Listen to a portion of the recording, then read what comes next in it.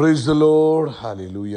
സ്തോത്രം സ്തോത്രം സ്തോത്രം സ്തോത്രം സ്തോത്രം സ്തോത്രം സ്തോത്രം. കർത്താവിൻ്റെ അതിപരിശുദ്ധമായ തിരുനാമം ഈ അനുഗ്രഹിക്കപ്പെട്ട പ്രഭാതത്തിൽ വാഴ്ത്തപ്പെടുമാറാകട്ടെ. പ്രിയപ്പെട്ട ദൈവമക്കളെ, നമുക്ക് ഒരുമിച്ച് 2026 മാർച്ച് മാസം 9-ാം തീയതി തിങ്കളാഴ്ച പ്രഭാതത്തിൽ കർത്താവിനെ ആരാധിക്കുവാൻ, കർത്താവിനെ സ്തുതിക്കുവാൻ സ്വർഗീയ പിതാവ് ഒരുക്കി തന്നിരിക്കുന്ന നല്ല സമയത്തിനായിട്ട് കർത്താവിന് നന്ദിയോടെ സ്തോത്രം ചെയ്യാം. കൈകളൊന്ന് ഉയർത്തിപ്പിടിച്ചുകൊണ്ട് കർത്താവിനെ ഒന്ന് മഹത്വപ്പെടുത്താമോ? കരങ്ങളെ ഉയർത്തിപ്പിടിച്ചുകൊണ്ട് നന്ദിയോടെ സ്തോത്രം സ്തോത്രം സ്തോത്രം സ്തോത്രം സ്തോത്രം സ്തോത്രം സ്തോത്രം സ്തോത്രം സ്തോത്രം സ്തോത്രം. കഴിഞ്ഞ പകൽക്കാലം മുഴുവൻ കർത്താവ് നമ്മളെ കാത്തുപരിപാലിച്ചിരുന്നു. ഓർത്ത് നോക്കി, എത്ര അത്ഭുതകരമായിട്ടാണ് കർത്താവ് നമ്മളെ സൂക്ഷിച്ചത്, എത്ര ശ്രേഷ്ഠകരമായിട്ടാണ് കർത്താവ് നമ്മളെ പരിപാലിച്ചത്. നമ്മുടെ സകല ആവശ്യങ്ങളിലും കഴിഞ്ഞ പകൽക്കാലം ദൈവത്തിൻ്റെ കൃപയുണ്ടായിരുന്നു. കർത്താവെ, നന്ദിയോടെ സ്തോത്രം, നന്ദിയോടെ സ്തോത്രം, നന്ദിയോടെ സ്തോത്രം. അപ്പ നന്ദിയോടെ സ്തോത്രം സ്തോത്രം. രാത്രികാലം കർത്താവ് നമ്മളെ സൂക്ഷിച്ചു, തൻ്റെ ചിറകിൻ്റെ മറവിൽ നമ്മളെ ഒളിപ്പിച്ചു, സ്വസ്ഥമായി ഉറങ്ങുവാൻ കർത്താവ് സഹായിച്ചു. നന്ദിയോടെ സ്തോത്രം, നന്ദിയോടെ സ്തോത്രം, നന്ദിയോടെ സ്തോത്രം, നന്ദിയോടെ സ്തോത്രം. രാത്രിയിലെ ഭയത്തിൽ നിന്നൊക്കെയും കർത്താവ് നമ്മളെ വിടുവിച്ചു. കർത്താവിന് സ്തോത്രം സ്തോത്രം സ്തോത്രം. ആരോഗ്യത്തോടെ സൗഖ്യത്തോടെ ഈ പ്രഭാതത്തിൽ നമ്മളെ എഴുന്നേൽപ്പിച്ച ദൈവകൃപയ്ക്കായിട്ട് കർത്താവിന് സ്തോത്രം സ്തോത്രം സ്തോത്രം സ്തോത്രം സ്തോത്രം. ഈ പകൽക്കാലം ക്രിസ്തയേശുവിൽ നമ്മളെ ജയോത്സവമായി നടത്തുന്ന കർത്താവിന് ഹല്ലേലൂയ. കരങ്ങളെ ഉയർത്തി സ്തോത്രം പറഞ്ഞാട്ട്. അപ്പോൾ ഈ പകൽക്കാലം അങ്ങ് ഞങ്ങളെ കൈപിടിച്ച് നടത്തുന്നതിന് സ്തോത്രം, അങ്ങ് ഞങ്ങൾക്ക് മുൻപടയായി പിൻപടയായി നിൽക്കുന്നതിന് സ്തോത്രം, അങ്ങയുടെ ചിറകിൻ്റെ മറവിൽ ഈ പകൽക്കാലം ഞങ്ങളെ സൂക്ഷിക്കുന്നതിനായിട്ട് സ്തോത്രം സ്തോത്രം സ്തോത്രം സ്തോത്രം സ്തോത്രം സ്തോത്രം. കർത്താവ് നല്ലവനാകുന്നു, അങ്ങയുടെ ദയ ഇന്നും എന്നേക്കുമുള്ളതാകുന്നു. കർത്താവ് നല്ലവനാകുന്നു, അങ്ങയുടെ ദയ ഇന്നും എന്നേക്കുമുള്ളതാകുന്നു. നമുക്ക് കർത്താവിന് നന്ദി പറയാം. നമുക്ക് ഒരുമിച്ച് കർത്താവിന് സ്തോത്രം ചെയ്യാം. കർത്താവിൻ്റെ വൻ കൃപകളെ നമുക്ക് വർണ്ണിക്കാം. നമുക്ക് വേണ്ടി തൻ്റെ പുത്രനായ യേശു ക്രിസ്തുവിനെ തന്നതിനായിട്ട് സ്തോത്രം ചെയ്യാം. ആ യേശു ക്രിസ്തുവിനോട് ലഭിച്ച വീണ്ടെടുപ്പിനായിട്ട് കരങ്ങൾ ഉയർത്തി സ്തോത്രം പറഞ്ഞ്, കൃപയാൽ നമുക്ക് ലഭിച്ച രക്ഷയ്ക്കായിട്ട് കരമുയർത്തി പറ, കർത്താവെ നന്ദിയോടെ സ്തോത്രം, നന്ദിയോടെ സ്തോത്രം, നന്ദിയോടെ സ്തോത്രം, നന്ദിയോടെ സ്തോത്രം. ആ യേശു ക്രിസ്തുവിൻ്റെ രക്തം ഇന്നും നമുക്ക് വേണ്ടി സംസാരിക്കുന്നതിനായിട്ട് കരങ്ങളെ ഉയർത്തി സ്തോത്രം പറഞ്ഞേ. അപ്പോൾ ഹാബേലിൻ്റെ രക്തത്തെക്കാളും ഗുണകരമായി സംസാരിക്കുന്ന യേശു ക്രിസ്തുവിൻ്റെ രക്തത്തിനായിട്ട് സ്തോത്രം സ്തോത്രം സ്തോത്രം സ്തോത്രം. ഹല്ലേലൂയ. നന്ദിയോടെ സ്തോത്രം. മാത്രമല്ലല്ലോ, ഇന്ന് നമുക്ക് തന്ന പരിശുദ്ധാത്മാവിനായിട്ട് നന്ദി പറഞ്ഞ്, പരിശുദ്ധാത്മാവിനെ മന്ദിരമാക്കി നമ്മളെ മാറ്റിയില്ലേ? നന്ദിയോടെ സ്തോത്രം പറ. പരിശുദ്ധാത്മാവെ, അങ്ങ് എൻ്റെ ഉള്ളിൽ വാസം ചെയ്യുന്നതിനായിട്ട് സ്തോത്രം, അങ്ങയുടെ മന്ദിരമാക്കി എന്നെ തീർത്തിരിക്കുന്നതിന് സ്തോത്രം സ്തോത്രം സ്തോത്രം സ്തോത്രം സ്തോത്രം. നമുക്ക് ഒരുമിച്ച് പ്രാർത്ഥിക്കാം. എല്ലാവരുടെയും കണ്ണുകൾ അടച്ച് ഏകമായി ഏക സ്വരത്തോടെ നമുക്ക് പ്രാർത്ഥിക്കാം, ഐക്യതയോടെ പ്രാർത്ഥിക്കാം. സ്വർഗീയ പിതാവേ, ഞങ്ങൾ യേശു ക്രിസ്തുവിൻ്റെ നാമത്തിൽ ഈ അനുഗ്രഹിക്കപ്പെട്ട പ്രഭാതത്തിനായിട്ട് സ്തോത്രം ചെയ്യുന്നു. കർത്താവേ, ഈ ദിവസത്തെ ഞങ്ങൾ യേശു ക്രിസ്തുവിൻ്റെ നാമത്തിൽ അനുഗ്രഹിക്കാം. മാർച്ച് മാസം 9-ാം തീയതി അനുഗ്രഹിക്കപ്പെടട്ടെ.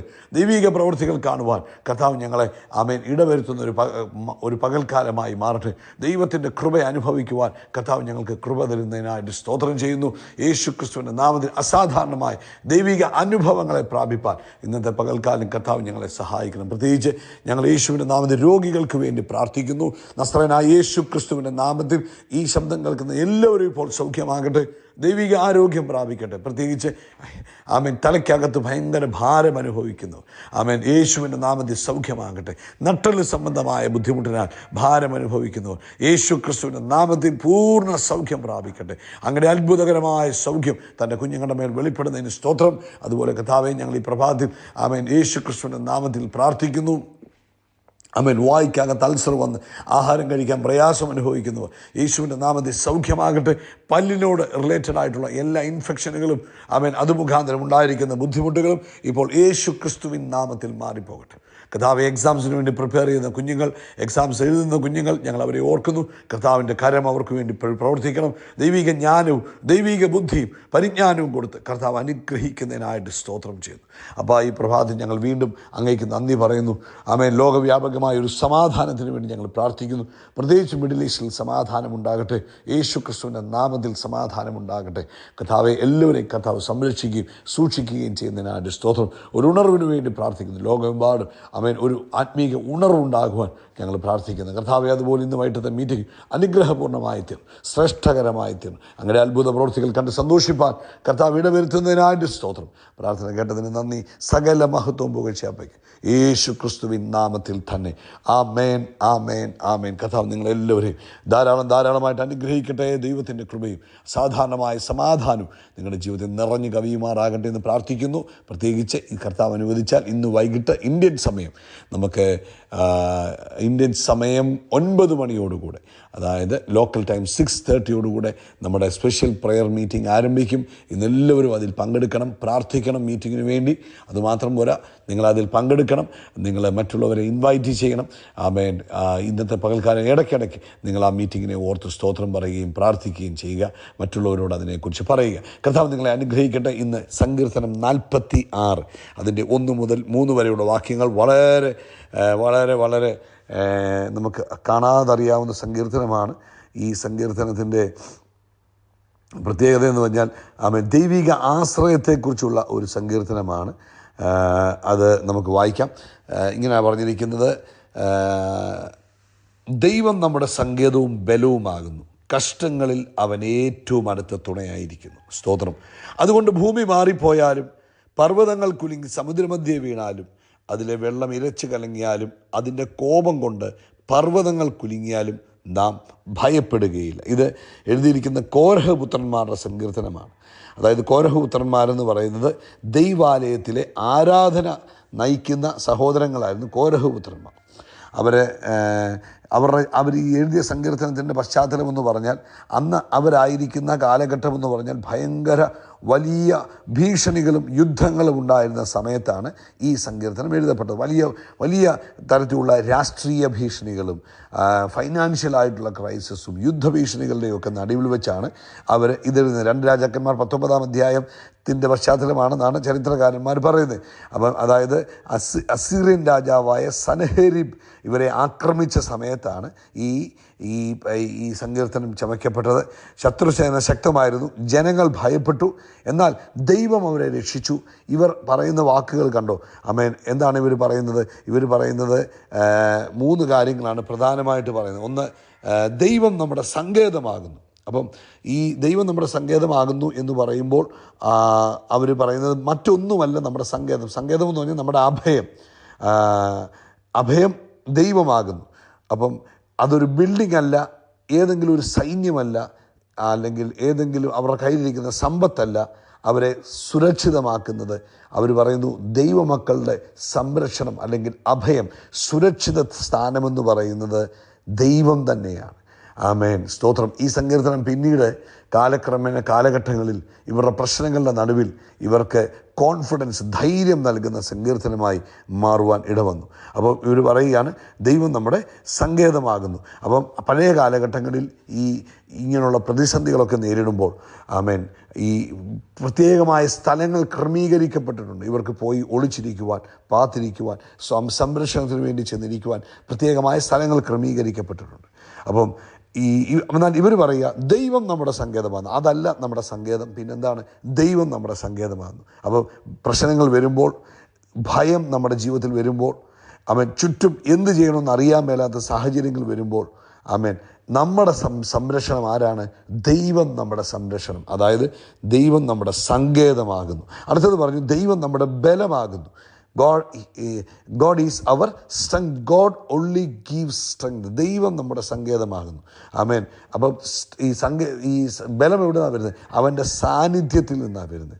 അപ്പോൾ നമ്മൾ ബലഹീനരാണെന്ന് തോന്നുമ്പോൾ, നമുക്ക് ശക്തിയില്ലെന്ന് തോന്നുമ്പോൾ നമുക്ക് ആര് ബലം തരും? നമ്മുടെ കർത്താവ് നമുക്ക് ബലം തരും. അതുകൊണ്ടാണ് പറയുന്നത് ആമേൻ.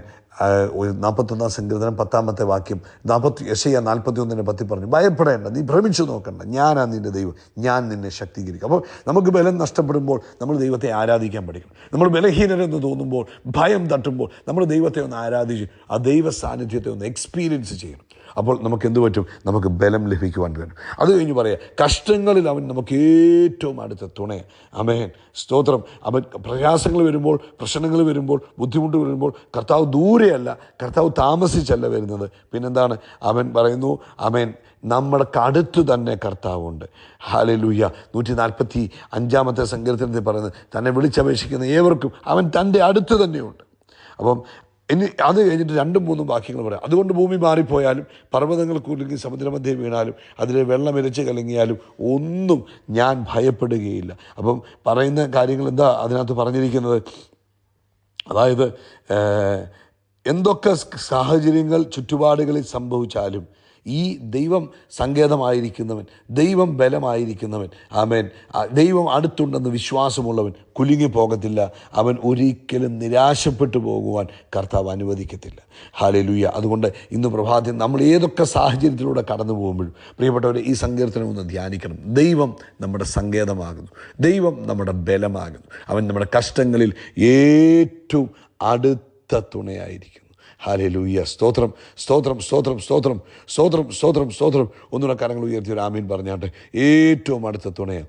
ഹല്ലേലൂയ. സ്തോത്രം, സ്തോത്രം, സ്തോത്രം. അതാണ് നമുക്ക് ഹല്ലേലൂയ ഒരു ബലമെന്ന് പറയുന്നത്. അതുകൊണ്ട് കർത്താവ് എന്നൊക്കെ കുലുങ്ങിയാലും ദൈവവേദത്തിൽ കുലുങ്ങേണ്ട ആവശ്യമില്ല. എന്തൊക്കെ ഭയം നേരിട്ടാലും ദൈവമക്കൾ പറഞ്ഞു, ഇല്ല, ഞാൻ കർത്താവിൽ സുരക്ഷിതനാണ്, ഞാൻ കർത്താവിൽ സംരക്ഷിക്കപ്പെട്ടിരിക്കുകയാണ്. ആമേൻ.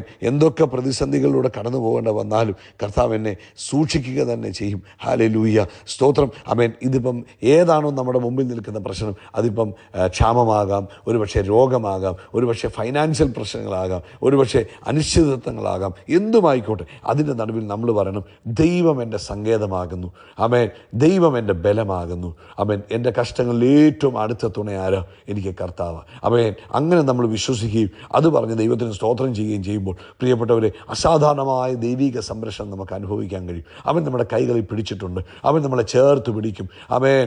അവൻ നമ്മുടെ പ്രതിസന്ധികളിൽ നമ്മുടെ കൂടെ നിൽക്കും. അതുകൊണ്ട് ദൈവത്തെ ആരാധിക്കുക. പ്രശ്നങ്ങളും പ്രയാസങ്ങളും വരുമ്പോൾ പാനിക്കാകുകയല്ല ചെയ്യേണ്ടത്. അയ്യോ, ഞാൻ എന്ത് ചെയ്യും? നോ. ഈ സങ്കീർത്തനം കൊണ്ട് പറയുക, കോരഹപുത്രന്മാർ പ്രശ്നങ്ങളുടെ നടുവിൽ നിന്നുകൊണ്ടാണ് പറഞ്ഞ്, പ്രയാസങ്ങളുടെ നടുവിൽ നിന്നുകൊണ്ടാണ് പറഞ്ഞ്, വേദനകളുടെ നടുവിൽ ചുമ്മാതെ പാടിയതല്ല, അല്ലെങ്കിൽ ഒരു പാട്ട് പാടണമല്ലോ എന്ന് വിചാരിച്ച് പാടിയതല്ല, അല്ലെങ്കിൽ എന്നാ ഒരു അവസരം കിട്ടിയല്ലോ ഒരു പാട്ട് പാടിയേക്കാം എന്നുള്ളതല്ല. തങ്ങളുടെ ജീവിതത്തിൻ്റെ സാഹചര്യത്തിൻ്റെ മുമ്പിൽ, തങ്ങൾ നേരിട്ട പ്രശ്നത്തിൻ്റെ മുമ്പിൽ നിന്നുകൊണ്ട് പറഞ്ഞു, ദൈവം നമ്മുടെ സങ്കേതമാകുന്നു, ദൈവം ആമേൻ നമ്മുടെ ബലമാകുന്നു, കഷ്ടങ്ങൾ അവൻ നമ്മുടെ ഏറ്റവും അടുത്ത തുണയാകുന്നു. അതുകൊണ്ട് എന്നൊക്കെ എനിക്ക് ചുറ്റും സംഭവിച്ചാലും ഞാൻ ഭയപ്പെടുകയില്ല. ഇന്ന് പകൽക്കാലം നമുക്കും അത് പറയാൻ പറ്റണം. എങ്ങനെ പറയാൻ പറ്റും? അത് വിശ്വസിക്കണം. കർത്താവ് നമ്മുടെ കൂടെ ഉണ്ടെന്നുള്ളത് അവൻ ഒരു ചെറിയ ചിന്തയല്ല. കർത്താവ് നമ്മുടെ കൂടെ ഉണ്ടെന്നുള്ളത് നമ്മുടെ വിശ്വാസമാണ്. അപ്പോൾ ഒരാൾ ചോദിക്കുന്നു, കർത്താവ് ഉണ്ടെന്നുള്ള തെളിവുണ്ടോ? തെളിവൊന്നും വേണ്ട. ദൈവവചനത്തിൽ പറഞ്ഞിട്ടുണ്ട് അവൻ നിൻ്റെ കൂടെയുണ്ട്. അപ്പം നീ അത് വിശ്വസിച്ചാൽ മതി. ഫീൽ ചെയ്യുന്നില്ലെങ്കിലും ഫീൽ ചെയ്താലും കർത്താവ് നിങ്ങളുടെ കൂടെയുണ്ട്. അവൻ നമ്മുടെ സങ്കേതമാണ്, അവൻ നമ്മുടെ ബലമാണ്, കഷ്ടങ്ങളിൽ നമ്മുടെ ഏറ്റവും അടുത്ത തുണയാണ്. അതുകൊണ്ട് സന്തോഷത്തോടെ ദൈവത്തെ സ്തുതിക്കാം. നമുക്ക് ഒരുമിച്ച് ഒരു വാക്ക് പ്രാർത്ഥിക്കാം. കർത്താവേ, ഈ ശബ്ദം കേട്ട ജനം ഉറപ്പും ധൈര്യവുമുള്ളവരായി തീരട്ടെ. തങ്ങളുടെ പ്രതിസന്ധികളുടെ നടുവിൽ അവർ ബലപ്പെട്ട് മുന്നേറട്ടെ. യേശുവിൻ നാമത്തിൽ തന്നെ. ആമേൻ, ആമേൻ, ആമേൻ, ആമേൻ. കർത്താവ് നമ്മുടെ തലയെ എണ്ണ കൊണ്ട് അഭിഷേകം ചെയ്യും. നമ്മുടെ പാനപാത്രം നിറഞ്ഞു കവി നന്മയും കണ്ണയും നമ്മുടെ ആയുഷ്കാലമൊക്കെയും നമ്മളെ പിന്തുടരും. നമ്മുടെ ആകാശത്തിലെ നക്ഷത്രങ്ങൾ പോലെ, കടൽക്കരയിലെ മണൽത്തരി പോലെ അത്യന്തം വർദ്ധിച്ചു പെരുകും. We are blessed, we are really blessed, we are permanently blessed and highly favoured. God bless you, God bless you, God bless U.